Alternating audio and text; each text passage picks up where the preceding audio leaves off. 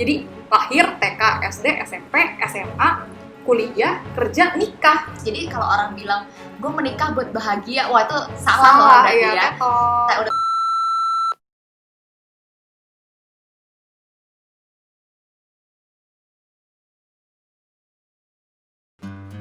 Hai teman-teman semua, selamat datang di video gue kali ini. Nah, mungkin sebelumnya gue perkenalin nama gue dulu sedikit gitu.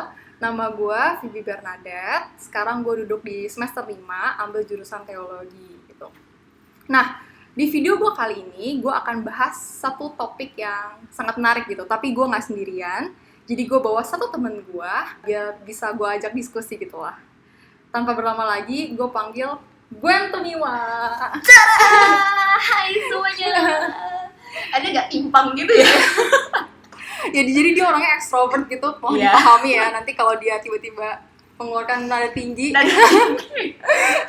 Oke Gwen, mungkin lo bisa ini dulu perkenalan diri dulu, namanya siapa, sekolah di mana, terus yang paling penting adalah statusnya apa. Aduh, berat itu saudara-saudara. Halo semuanya, perkenalkan nama gue Immanuela Gwen Tumiwa, tapi biasanya dipanggil Gwen.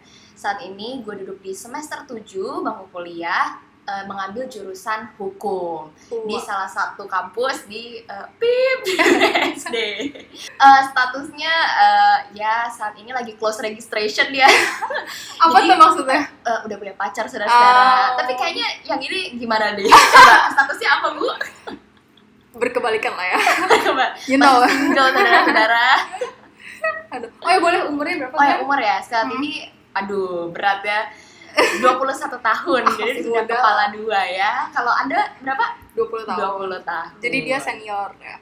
Oke Gwen, jadi kali ini gue pengen bahas satu topik yang tadi gue bilang menarik gitu. Mungkin karena kontekstual buat umur-umur kita kali ya. Umur 21, umur 20 yaitu tentang marriage. Waduh, berat. Khususnya buat Anda, buat lo ya Gwen. Oh iya benar-benar. Yang udah pacaran gitu, pasti lu juga udah mikirin kan ya ke depannya gimana gitu. Nah sebenarnya tuh kemarin, ya nggak kemarin banget sih, beberapa waktu yang lalu gue itu abis ngeliat berita yang apa ya, menarik perhatian gue lah gitu. Gue ngeliat ada data bilang kalau pernikahan dini di Indonesia tuh naik 11,2% katanya. Lumayan loh, lebih dari 10% kan. Jadi pernikahan dini itu kira-kira under age 17 tahun ke bawah gitu. Nah ini kenapa menarik buat gue, karena gue tuh ya ngeliat nikah itu tuh untuk orang dewasa gitu Gwen. Maksudnya umur kayak gue sekarang nih 20, kayak lu 21 aja, gue ngeliat kok kayaknya belum siap menikah gitu. Tapi menariknya di sini justru pernikahan dini naik gitu. Nah kalau menurut lu sendiri gimana soal pernikahan dini? Dan kan lu udah punya pacar, pasti lu punya gambaran dong kira-kira lu mau nikahnya kapan, terus kenapa gitu. Mungkin bahas dikit dulu kali ya, sebenarnya tujuan kenapa akhirnya gue memutuskan tuh gue pacaran begitu ya, karena menurut gue pacaran itu adalah persiapan menuju pernikahan. Jadi ketika kita udah punya pandangan atau gambaran kalau udah siap menikah gitu, maka silahkanlah berpacaran untuk mencari pendamping hidup sampai mati begitu kan. Nah kalau melihat yang pernikahan underage yang tadi kayak lo bilang gitu, kita memang harus melihatnya berbagai faktor nih Vip. Kadang ada yang memang faktor budaya, atau juga banyak kan orang tua yang masih memegang kepercayaan kalau misalkan daripada anaknya nanti berzina gitu, jadi mendingan dinikahin aja cepet-cepet. Ada juga yang faktor ekonomi, mungkin karena ekonominya udah sangat terdesak, akhirnya dinikahkan dengan yang perekonomiannya lebih mampu untuk membantu menopang keluarga itu gitu sih. Nah, kalau sendiri nih, kalau lu kan gak mungkin nikah gini dong, karena udah umur 21. Iya. Tapi mungkin rencana ke depan gitu. Lu mau nikah umur berapa dan kenapa gitu? Kalau gue sih berharapnya ya menikahnya tuh umur 24, 25. Bukan karena ikut-ikutan tren sih, bukan. Atau ada paksaan itu juga gak ada. Tapi kalau secara medis gitu kan dibilang bahwa rahim perempuan itu sedang dalam kondisi yang sangat sehat, lagi sangat bagus-bagusnya itu kondisinya di umur-umur segitu gitu. Jadi untuk yang kalau mau melahirkan, terutama melahirkan normal ya berdoanya sih melahirkan normal ya, karena secara biaya juga lebih murah gitu. Betul. Jadi yang paling aman ya di umur-umur segitu, untuk menghindari mungkin kecacatan pada anak atau menghindari kondisi yang buruk terhadap ibu yang melahirkan begitu. Tapi ya itu gue kembalikan lagi kepada Tuhan lah gitu ya, karena ya bagaimanapun juga walaupun kita udah berencana ya tetap aja Tuhan yang mengatur hidup kita gitu loh. Dan itu juga melihat kesiapan mental. Karena ketika sekarang kita ngomong gini, begitu mendekati umurnya biasanya tuh pergumulannya makin berat. Iya. Gitu. Jadi ya lihat nantilah gitu. Itu sih maunya aja. Tapi menarik ya, maksudnya lu ngeliatnya dalam hal medis, itu kan hal yang ideal gitu, hal yang positif. Tapi lu pernah gak sih kepikiran juga soal ketakutan-ketakutan yang akan masalah-masalah yang akan terjadi dalam pernikahan gitu? Jadi ketakutan-ketakutan lu gitu. Gini ya, Vip, walaupun kayak gue nih yang misalkan sudah punya pasangan dan emang udah kayak memikirkan ke arah sana, bukannya berarti terlepas dari rasa ketakutan juga. Sebenarnya ketakutan-ketakutan itu tetap ada, apalagi kita kalau melihat berita yang namanya ada kasus-kasus KDRT, aduh itu rasanya makin deg-degan gitu. Bahkan ketika masa pacaran aja yang udah pacarannya 4 tahun, 5, bahkan sampai 7 tahun begitu, yang mungkin sama pacarannya baik-baik aja, itu tidak menutup kemungkinan bahwa akan ada kekerasan di dalam rumah tangga ketika sudah menikah gitu. Nah, iya itu gue, itu yang jadi concern gue sih sebenarnya untuk ngebahas topik ini ya gitu. Karena kadang-kadang ya ketika gue mikir gitu ya soal KDRT itu dan soal mungkin perselingkuhan gitu, itu kan sebenarnya kalau gue tarik masalahnya adalah karena pernikahan itu dilihat untuk memuaskan diri sendiri, ya nggak gue? Iya. Karena mungkin orang selingkuh itu karena apa, bosan atau ya karena kesepian gitu. Awalnya juga karena mungkin ya mereka itu melihat pernikahan itu tuh tidak begitu jelas gitu. Jadi mungkin ya masuk pernikahan cuman karena budaya gitu.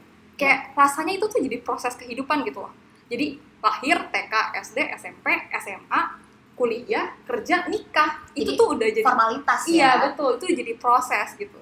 Jadi pas lagi masuk mungkin kaget gitu, tanpa tahu pernikahan itu apa. Dan bahkan mungkin ada juga kali ya anak-anak remaja atau yang anak-anak muda yang bahkan sampai sekarang entah umurnya bahkan mungkin umur 26, 27 gitu ya, masih berpikir sebenarnya ngapain sih menikah gitu, apalagi yang kalau udah cukup secara materi, terus mungkin independent moment banget gitu ya, yang biasanya masih wah asik menikmati hidup, itu pasti mungkin kepikiran untuk menikah tuh masih jauh lah gitu, karena ya mungkin tadi pemikiran formalitas itu juga ada gitu ya. Iya betul. Nah karena kita mungkin belum pernah mengalami pernikahan, makanya sebenarnya gue udah siapin sesuatu. Udah siapin sesuatu. Kejutan lagi. Banyak surprise-nya. Jadi kejutannya adalah gue bawa satu orang lagi yang sudah berpengalaman pastinya. Jadi dia sudah menikah, dia ada laki-laki gitu, seorang suami dan seorang bapak dari 3 anak. Kemudian dia sudah menikah selama 23 tahun gitu.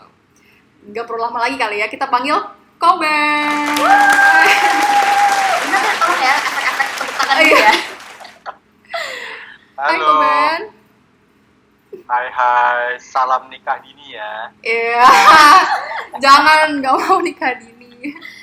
Koben mungkin perkenalan dulu, namanya siapa, terus mungkin ini kali ya, bukan status ininya, pekerjaan. Apa ya? Pekerjaan, oke.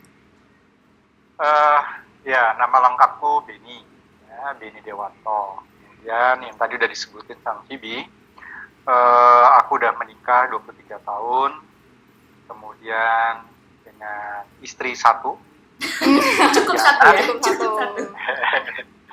Kemudian saat ini aku rohaniwan, ya. Tapi rohaninya itu setelah melewati banyak penyimpangan di dalam pernikahanku. Wah, ini nanti aku sharing ya. Kemudian sekarang aku rohaniwan di sebuah sekolah Kristen di Serpong. Kayaknya gitu aja deh. Oh ya, oke Koben. Nah, Koben, jadi tadi tuh aku dan Gwen itu tadi kita ngomongin soal pernikahan itu. Jadi karena kita remaja nih ya Koben, terus kita tadi ngebahas soal pernikahan, kita tuh belum punya gambaran yang pasti gitu tentang pernikahan. Jadi kita mau nanya-nanya sama Koben. Nah mungkin Koben, kita pengen tahu dulu tuh sebenarnya Koben itu pas mau menikah itu kenapa sih? maksudnya pemikirannya seperti apa dan apa yang akhirnya memutuskan untuk menikah gitu. Ya, ini pertanyaan yang aku harus mikir throwback ke masa laluku ya. Jadi kalau dipikir-pikir dulu, kalau kenapa aku menikah, aku nggak punya konsep yang benar tuh. Gwen, gimana aku menikah? Starting pointnya kayaknya waktu aku nikah itu kayak orang mau jalan-jalan go show begitu aja gitu. Jadi ya ngalir, nggak punya konsep begitu, ngalir aja. Sekali lagi aku rasanya pakai istilah yang tepat ya, kayak orang jalan-jalan mau terbang, go show aja. Sekarang gue mau terbang, gue mau merit. Jadi nggak ada konsep gitu. Gitu ya. Terus Koben kira-kira dengan awal yang seperti itu, kira-kira ada nggak sih dampaknya gitu di dalam pernikahan Koben? Ya, dampaknya pasti benar ada ya. Ketika aku coba go show, ya, terbang begitu, ternyata aku cepat go down.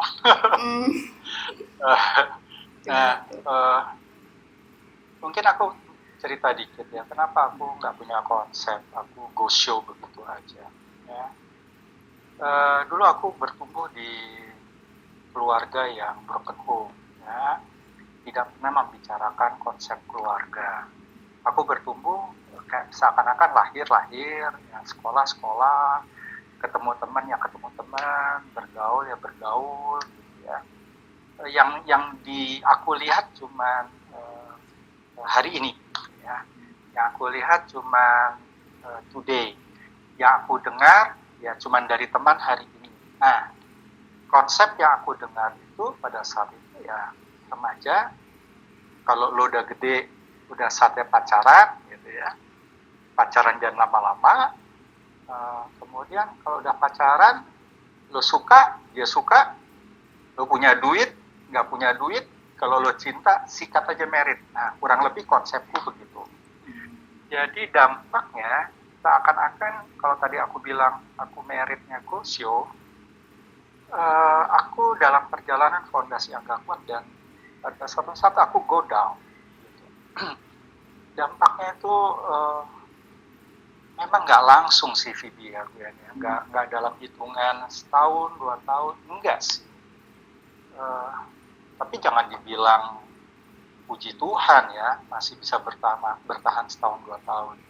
Karena aku merasakan kalau go down udah melewati tahun kelima itu nancepnya dalam, gitu. Kesakitannya dalam. Yang luka bukan hanya istriku, tapi juga yang luka anak-anakku. Ya. Artinya begitu pesawat pernikahan itu nukik go down, setelah 5 tahun, bayangkan penumpangnya itu bukan hanya aku aja, tapi penumpangnya dan istriku dan 3 orang anak yang terluka lebih banyak. Tapi berarti konsep pernikahan itu jadi penting banget ya di sini. Maksudnya gue ngelihatnya karena mungkin bukan cuma soal pernikahan ya. Kalau kita bayangin kayak masuk kuliah atau masuk pekerjaan, kita kan pasti punya konsep ya. Kita nggak asal jalan, pokoknya mau kuliah masuk tanpa ngetes, tanpa persiapan apapun kan enggak ya. Mungkin sama halnya gitu kita melihat pernikahan gitu. Aku nangkepnya gitu ya, karena cenderungnya kita kalau masuk pernikahan pengen cepet-cepet nikah karena perasaan kita, ya kedrive-nya dari perasaan, betul. Ya kan? Betul Phoebe. Aku jadi ingat gini Phoebe. Yang mendorong aku waktu aku udah ketemu pacar dan yang mendorong aku untuk menikah, selain konsep yang aku dengar kalau udah cinta merit aja gitu ya. Ternyata yang mendorong aku kepingin menikah itu kan tadi aku udah bilang, aku ini broken home gitu ya. Ada perasaan gimana gitu ya. Aku nggak kepingin bahwa aku punya perasaan kepingin mengubah hidupku gitu. Aku capek dengan keluarga berantakan ini dan aku kepingin membuat ada kerinduan kepingin merit terus punya kesempatan bangun keluarga yang kayak yang aku tonton di TV begitu deh gitu ya. Itu yang jadi salah satu motivasiku untuk menikah buru-buru gitu. Iya. Jadi kayak pengen lari juga ya sebagian gitu dari keluarga betul. Nah, Koben, aku mau nanya nih. Tadi kan Koben bilang salah satu alasan ingin menikah adalah ingin merubah hidup. Tapi kan kalau yang aku lihat nih dari pola pikir Koben di saat itu, bahwa karena masih mikirnya tuh yang enaknya gitu kan, kayak oh kalau nikah nih gue pasti bahagia, gue pasti hidupnya berubah gitu. Tapi pada kenyataannya realitanya gimana tuh setelah menikah gitu? Nah, itu dia tuh. Benar. Waktu itu pertanyaanmu tuh Gwen mengingatkan aku dulu kayak seorang pemuda yang kepingin mengejar mimpi gitu loh. Karena kan yang dulu aku waktu mau menikah, aku di kantongku itu atau di pikiranku aku punya konsep sendiri. Gue maunya begini, gue kepingin begini. Dan itu nggak pernah aku diskusikan dengan orang tuaku. Menikah tuh gimana? Gitu ya. Kemudian itu juga kayaknya jarang banget ya aku diskusikan dengan pacarku yang sekarang menjadi istriku tuh. Nanti kamu apa? Gitu. Atau nanti anak kita berapa? Gitu. Nggak ada. Jadi diem-dieman begitu. Aku kayak ngejar mimpi, ngejar keinginan apa yang aku inginkan. Jadi ketika aku menikah gosyo gitu, nekat sus begitu ya. Jujur aja kalau aku ingat-ingat sekarang ya, kayaknya yang lebih kuat di pikiranku itu tentang diriku sendiri deh, keinginanku sendiri deh, atau mimpiku gitu. Jahat juga ya, merit kayak gitu. Ya dipikirin. Serius, betul-betul pertanyaanmu mengingatkan aku, ya betul. Tapi kalau yang aku lihat ya, Viv, di sini mungkin beda respon kali ya. Ketika itu kan berarti menggambarkan bahwa dalam satu pernikahan itu ada, bukannya berarti kita bahagia terus. Jadi kalau orang bilang gue menikah buat bahagia, wah itu salah berarti ya. Nah, responnya adalah kalau aku lihat dari Koben ini, bahwa ketika mengalami masa down di dalam pernikahannya, justru semakin kuat ya. Maksudnya yang aku lihat di sini, pernikahannya tetap dijalankan, tetap dihadapi bersama-sama. Nah, masalahnya ya dari berita-berita yang kita dengar juga gitu di TV, banyak pasangan-pasangan yang justru malah bercerai begitu. Nah, itu Koben, waktu menghadapi masa down pernikahan itu bisa kira bersama-sama dengan istri melewati masa itu gitu. Apalagi mungkin ya di saat itu sudah ada anak, aku nggak tahu anak yang keberapa gitu ya, apalagi udah ada anak yang katanya hubungan orang tua itu juga mempengaruhi si anak gitu.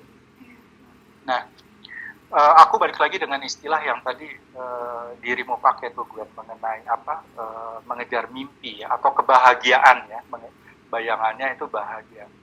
Maksudnya konsep kebahagiaan pada saat itu tuh aku kotakkan dengan kebahagiaan diriku gitu loh, ya. Jadi itulah mimpiku, itulah kebahagiaanku. Aku nggak punya definisi, aku nggak punya konsep mengenai kebahagiaan satu keluarga utuh. Istri gue, anak-anak gue.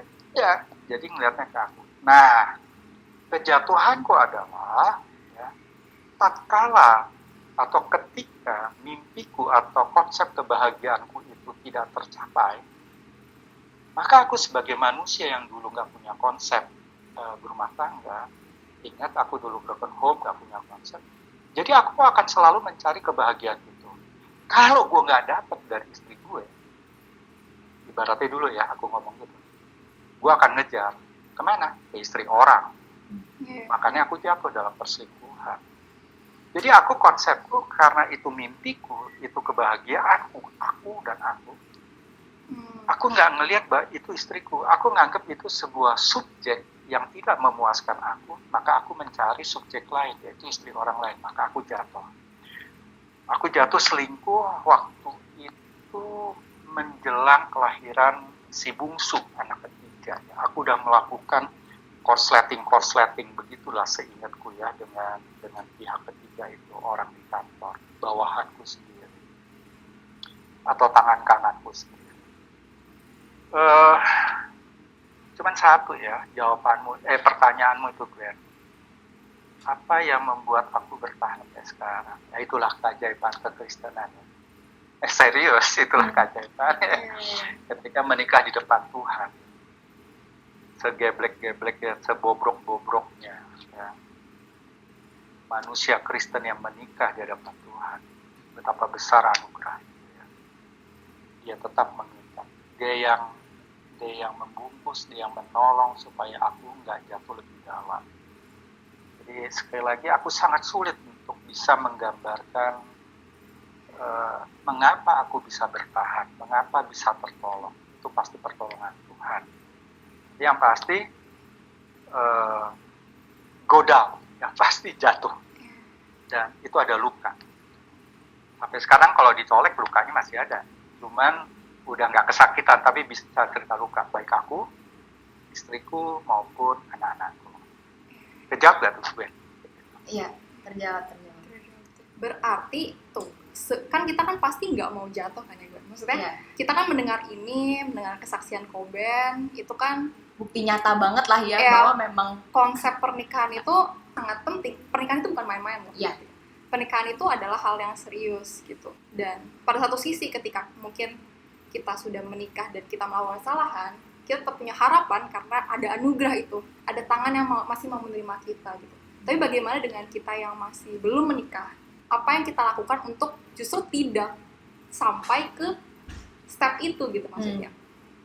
Konsep-konsep apa yang sebenarnya sebelumnya kita harus terima gitu dalam sebelum kita menjalani pernikahan. Nah, dengar tadi kata Koben juga, Koben sempat singgung tadi ngomong soal di hadapan Allah gitu, pernikahan di hadapan Allah.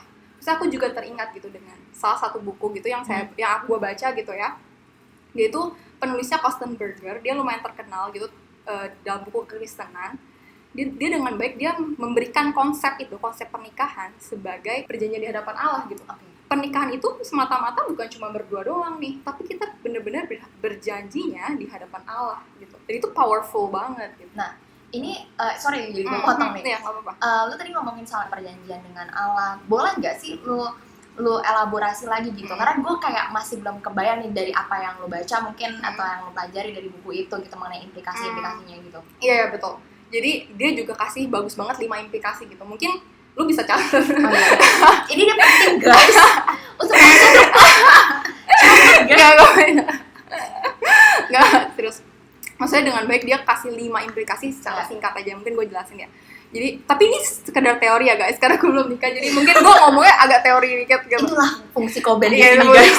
mungkin nanti Koben bisa Siap. Tambah-tambahin menanggapi gitu, memperkuat ya. Jadi dia bilang ada 5 implikasi nih ketika kita melihat bahwa pernikahan itu perjanjian di hadapan Allah gitu.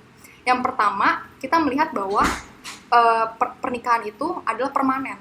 Jadi gini, Allah menciptakan pernikahan itu dia buat memang sengaja untuk selama-lamanya gitu. Jadi ketika kita berjanji di hadapan Allah, kita tahu bahwa Allah menghendakinya pernikahan itu untuk selama-lamanya gitu. Nah mungkin Jadi itu kali ya kenapa di janji nikah itu ada sampai akhir hidup, Iya, masa betul. susah, senang gitu Ya ya. betul. Nah karena itu bukan cuma omongan belaka yang dihafalin gitu kan, biasanya kan orang kan Iya, kalau iya, nikah benar. ngafalin gitu atau ngebaca gitu kan. Nah itu karena sebenarnya bukan cuma hafalan gitu, tapi itu benar-benar kata yang sangat penting yang harus dimaknai justru gitu ya dalam pernikahan. Karena nggak gampang dalam susah, senang, sakit, sembuh, sakit, sehat. Ya itu. Terus poin yang kedua adalah sacredness, yaitu kekudusan. Ketika Allah menciptakan pernikahan, dia menghendaki pernikahan yang kudus, yaitu pernikahan yang berlawan jenis gitu. Jadi ya implikasinya itu sih, Tuhan menghendaki kita ya menikah lawan jenis. Yang ketiga adalah mutuality gitu.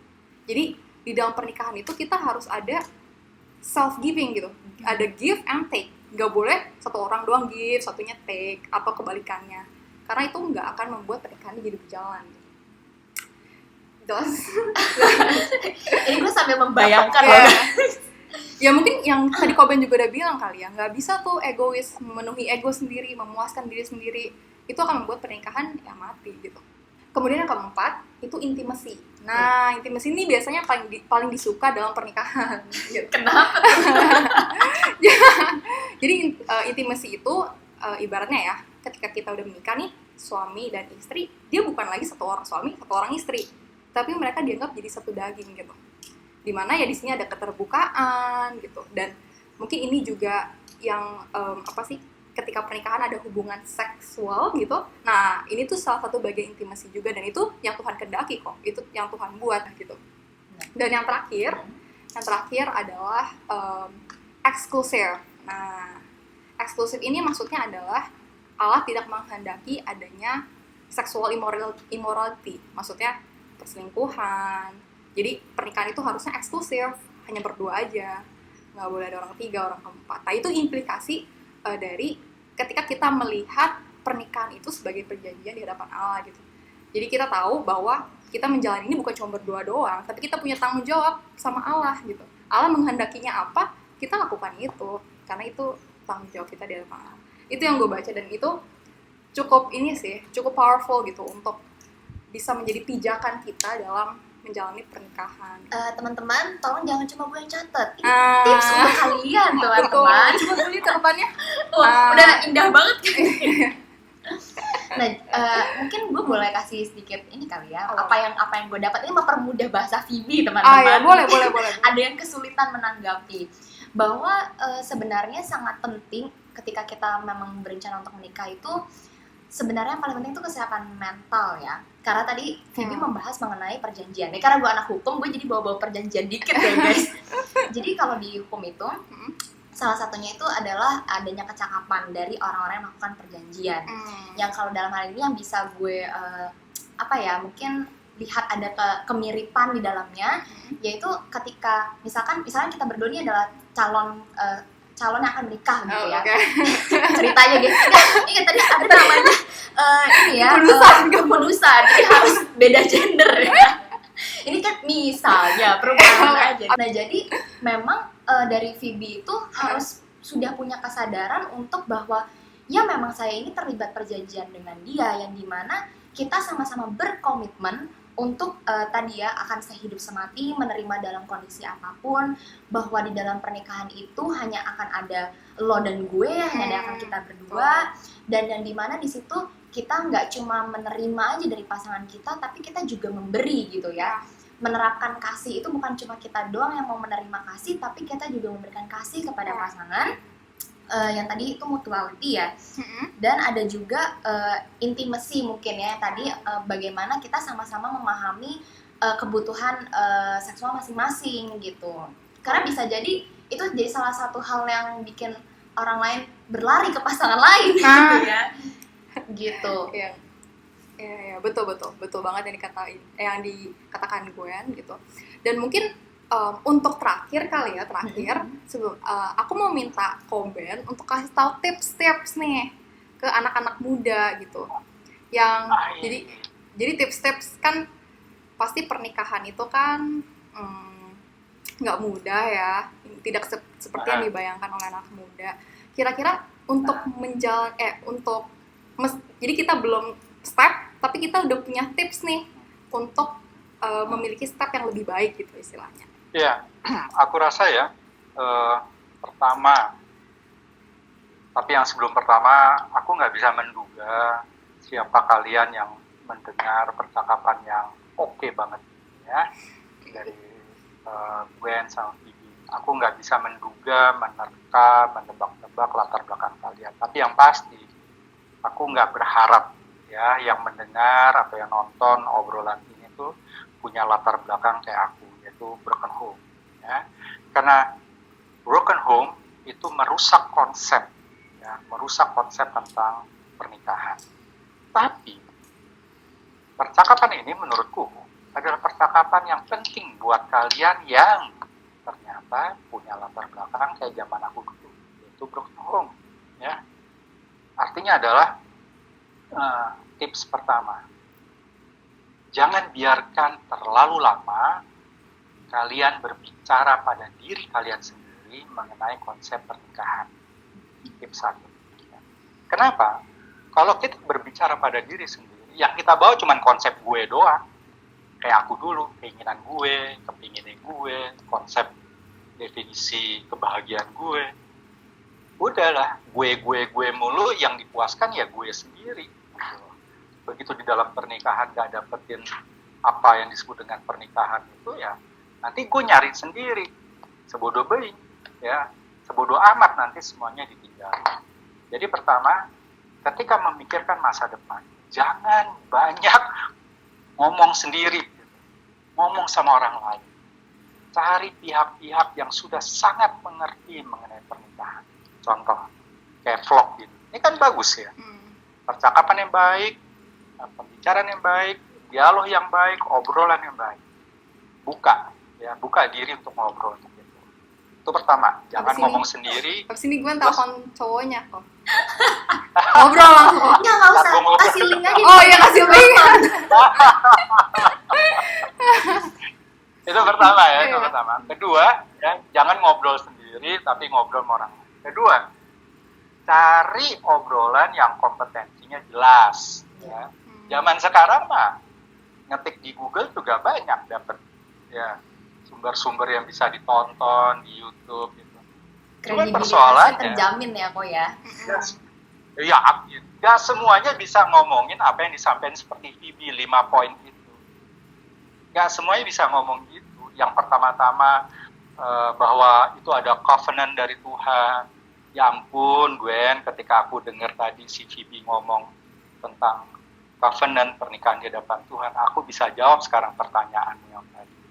Kenapa atau bagaimana pernikahanku bisa selamat? Yaitu karena ketika menikah ada di hadapan Tuhan, Tuhan terlibat dalam pernikahan itu. Dia ikut bertanggung jawab. Dia maksudnya bukan tanggung jawab gimana? Dia ikut terlibat, maka dia yang bukan jadi pribadi yang terlepas. Puji Tuhan ya. Coba. Kalau Tuhan cuma hadir waktu resepsi kita doang, bubar tuh pernikahanku, ya kan? Tapi ternyata dia hadir dari pertama, baik suka maupun duka, dia hadir, dia nolong. Makanya dia bisa menyentuh istriku untuk mengatakan, ampuni suami. Coba, kalau nggak ada covenant itu, nggak ada perjanjian di hadapan Tuhan itu, nggak ada perjanjian dengan Tuhan itu sendiri, bubar. Ya. Jadi, mencari kompetensi obrolan kayak gini tuh penting. Cari orang yang berbobot. Ya. Bentar Gwen, aku telepon pacarmu Gwen. Iya, pacarmu nih bagus banget obrolan kayak gini ya. Gitu ya. Jadi itu yang kedua ya, ngobrol dengan cari obrolan yang kompeten. Dan yang terakhir ya, masih terkait dengan obrolan. Teman-teman yang dengerin atau nonton vlog ini mestinya bingung juga dong ya. Si Benny dipanggil sama Gwen sama Phoebe dengan panggilan Koko, padahal usia pernikahanku 23 sementara mereka belum married gitu ya. Umurku tuh 51 ya guys. Cuman perhatikan baik-baik. Mereka berdua jadi anak muda yang mau terbuka. Mau terbuka ngobrol sama orang yang lebih tua. Kadangkala kalian tuh anak muda, kadangkala suka sok tahu gitu loh. udah gue tahu gitu ya. Jangan lakukan, please. Ya. Nih, obrolan kayak gini, Gwen, Phoebe bisa mau gitu ya, belajar. Aku sendiri jadi belajar, buktinya aku dengar apa yang disampaikan sama Phoebe, bisa jawab pertanyaan yang Gwen tadi. Kalau aku nggak terlibat dalam obrolan ini, mah aku juga bingung kali jawabnya. 3 tips saja. Nah, tadi Koben ngebahas soal keterbukaan ya. Mungkin ini adalah salah satu hal yang aku lihat juga perbedaan di zaman Koben dan di zaman kita nih, Vip. Kalau mungkin, aduh, kesannya udah jauh banget. Mohon jangan tersinggung, jiwanya masih jiwa muda. Nah, mungkin di saat di zamannya Koben, itu obrolan keterbukaan antara anak dan orang tua itu tidak seperti sekarang. Kalau di zaman kita, Vip, yang namanya parenting, kelas parenting itu udah banyak yang mengadakan. Jadi orang tua pun ikut teredukasi gitu. Nah, di zaman orang tua kita, mungkin bukan zaman Koben aja, di zaman orang tua kita pun di saat itu belum ada yang namanya parenting class. Jadi pembahasan yang menuju dewasa, pembahasan tabu itu masih, kalau orang tua tuh kadang suka, kamu anak kecil tahu apa sih, kayak kamu anak kecil nggak usah lah ngomongin yang terlalu jauh, padahal salah gitu. Justru omongan yang di masa depan itu dibutuhkan diobrolkan sekarang untuk kita punya gambaran nih ke depannya kita mau seperti apa gitu. Betul. Betul.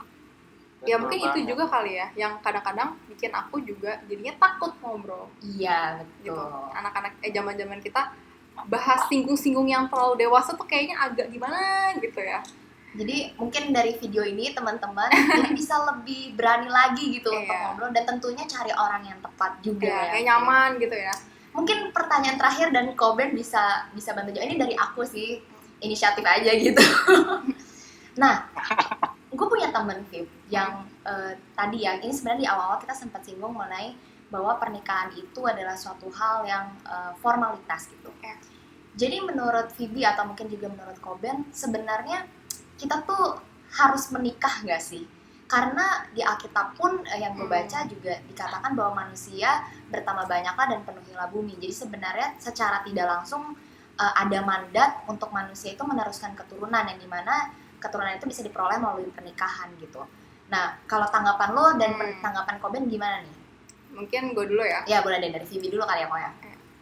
Justru tepat seperti yang lu bilang, kalau pernikahan itu adalah sebuah panggilan untuk memiliki banyak keturunan gitu, untuk memenuhi bumi. Pernikahan adalah sebuah panggilan gitu. Tapi di sini gue ngelihat bahwa justru tidak menikah itu juga bisa menjadi sebuah panggilan. Gitu. Jadi gimana ya? Menikah atau tidak menikah itu di dalam kekristenan bukan ditentukan oleh kenyamanan kita, tapi apa yang Tuhan inginkan dalam kehidupan kita gitu. Apakah Tuhan menginginkan kita untuk menikah? Ya menikahlah gitu, dengan tujuan yang baik, dengan tujuan Dengan untuk yang tadi kita bahas itu ya, untuk memberkati banyak orang mungkin. Kayak misalnya Koben, kalau Koben gak menikah kan dia gak bisa diberkat buat kita gitu. Maksudnya dengan menikah kita harus menjadi berkat, dengan tidak menikah kita harus menjadi berkat sesuai dengan panggilannya. Itu mungkin jawaban singkat yang bisa gue jawab ya, karena di Alkitab pun juga ada kok orang-orang yang tidak menikah gitu. Jadi bukan berarti karena ada mandat itu Alkitab melarang kita untuk tidak boleh menikah gitu. Itu sih tanggapan. Kalau dari yang sudah menikah, aku ya setelah mengalami up and down, go show and go down, kemudian untung nggak lockdown itu pernikahanku begitu ya. Jawabannya TV itu bener banget ya, apalagi kalau kita lagi ngomongin tentang konsep pernikahan ya. Dan aku bersyukur banget apa yang dipaparkan oleh TV tadi itu tentang covenant itu jadi poin nomor 1. Artinya adalah Tuhan itu inisiatif Tuhan, itu otoritas Tuhan, dan itu inisiatif Tuhan, artinya keputusan Tuhan. Ketika aku menikah itu juga keputusan Tuhan ya. Ketika ada orang-orang yang tidak menikah itu pun keputusan Tuhan. Nah kalau ketika aku menikah di dalam keputusan Tuhan, ya kalian lihat sendiri ya kehidupan aku kayak apa sekarang. Dulu yang aku bejat, aku gelap ya, tapi ternyata kalau itu keputusan Tuhan, segala kebejatanku, kegelapanku, kebobrokanku, itu udah nggak dihitung lagi. Anakku yang pertama bisa full scholarship ya, 100%. Anakku yang kedua bahkan dipakai Tuhan, diperlihatkan. Tadi ada poin kekudusan disampaikan sama Phoebe. Anakku yang kedua sekarang dipanggil Tuhan, jadi hamba Tuhan. Itu kan menyatakan gitu loh, kekudusan Tuhan, pilihan Tuhan gitu ya. Kalau yang pertama itu konsep pernikahan tidak dimulai dengan kekristenan, tidak melibatkan dengan Tuhan, itu bubar jalan. Jadi kalau ditanya perlu menikah apa enggak, aku 100% satu suara sama pernikahan atau enggak, itu keputusan Tuhan. Makanya dengar-dengar kata Tuhan, jangan dengar-dengar kata cowoknya melulu. Gak ada. siapa tuh ya? Aduh. Ya. Jadi mungkin buat teman-teman anak muda di luar sana, kalau memang memutuskan untuk tidak menikah, ya dengarkan panggilan Tuhan aja lah ya gitu. Iya, ya. betul. Jangan sampai tidak menikah karena kepahitan atau karena alasan yang tidak jelas, dan Atau malah bahkan nikahnya ikut-ikutan tren. iya, jadi Teman-teman gue udah nikah semua nih. iya, jadi kayak menikah karena tren, tidak menikah juga karena tren, mungkin bisa jadi nanti Iya, kita, ya, betul. ya kan? Nggak tahu gitu. Ya, maksudnya kembalilah tanyakan kepada Tuhan gitu, karena hidup kita kan Betul. ya hidup di tangan Tuhan ya. Didoakan ya. Iya, didoakan, semuanya didoakan. Keputusan apapun didoakan gitu. Ya mungkin sekian kali ya obrolan kita. Terima kasih banyak. Keringetan loh nih ngomongnya. Terima kasih. Terima kasih banyak Koben yang Thank you udah banget Koben. sharing tadi. Banyak banget. Keren banget bisa melalui proses itu bersama dengan Tuhan ya pastinya. Dan Ya Tuhan kita keren lah. ya Tuhan kita keren, dan thank you juga Gwen buat nyempetin Ya. waktu ke rumah gue kayak gini. Good luck juga, bukan good luck ya, apa long last juga sama cowoknya. Mudah-mudahan ya kita doakan. Ya doain sama-sama nanti. Thank you juga teman-teman yang udah kasih waktu buat dengerin sampai akhir. Kiranya obrolan kita juga bisa jadi berkat gitu ya. Betul. Oke deh kalau gitu, see you. Thank you. Sampai jumpa See Koben. you. Thank you Koben. Dadah.